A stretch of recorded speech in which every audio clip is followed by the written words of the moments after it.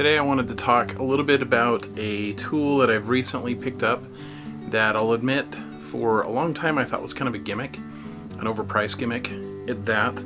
I still think it's a little bit overpriced, but I'll eat my words on the gimmick part. It's actually turned out to be really helpful and helped me solve a very specific safety concern without having to go through the process of coming up with my own jig. And that thing is the MicroJig Gripper. I still think it's overpriced because it's like 55 bucks or something like that. So it's expensive. And you might be able to make one on your own, but I kind of have a rule in my shop that I don't build jigs that I can just quickly run to Woodcraft or something and buy it. If there's something really specific that I need that there isn't a reasonably priced solution for, then yeah, maybe I'll make it. But if there is something that'll work, I'm just gonna go get it because I don't get enough time in the shop, and so my shop time really is something that has a premium to it, a premium value to me. That rule is what led me towards picking up a gripper. To kind of help explain why, let me show you what I needed it for. I make a lot of chopsticks. That's one of my favorite things. I don't know why, it's just a lot of fun. To make chopsticks, of course, you need a chopstick blank. This is a blank from Bridge City that came with my Chopstick Master. They're 7 mil square by I think 270 mil long. I'll double check that. Rather than buying more of these from Bridge City, because like I said, I make a lot of these, I make my own.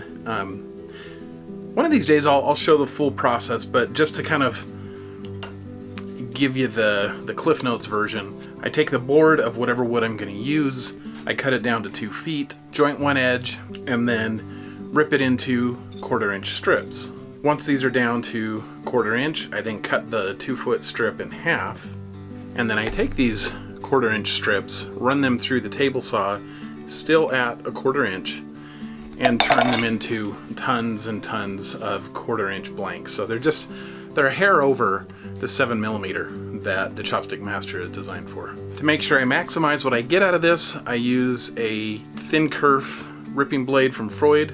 Works out really well. The problem with this is when I'm trying to really batch out a ton of these, and as you can see, I make a lot of them, 1/4 inch strips can be tricky to rip and they can be quite dangerous. I have sausage fingers, so there's no way I would get my hand anywhere close to the blade when I'm taking that thin of a rip. And yeah, push sticks can help, but with something that small, just being 1/4 inch by 1/4 inch, my biggest worry was keeping pressure on the piece being cut as it's going past the blade. Because if that gets loose, I've got the wider piece to the outside of the cut, and then the thin strip that I'm cutting is against the fence. If there's nothing to hold that there, that becomes a projectile. I'm a big target, and I don't want to get hit. So I wanted something that, as the wood is going through the table saw, I wanted to be able to push the stock and be able to apply pressure along the surface of the piece being cut off so that I can maintain control over it.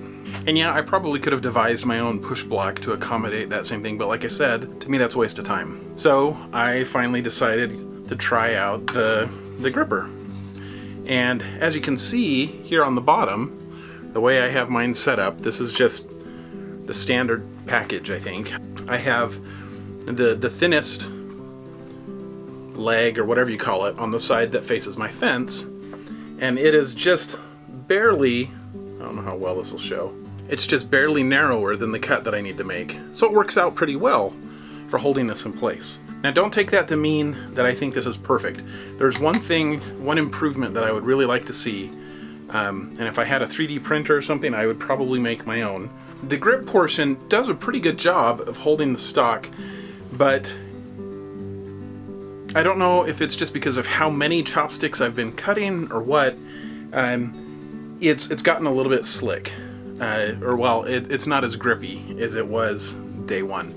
So what I would like to see is at the rear of this leg, if there could be some kind of a little hook that drops down, a little extension off of this leg that just brought that was like this, that came down, 1/8 of an inch, 3/16 of an inch. It wouldn't need to be that much, just enough so that when I'm pushing this through the table saw, there's something there to hold on to that piece of wood and help ensure that it goes through.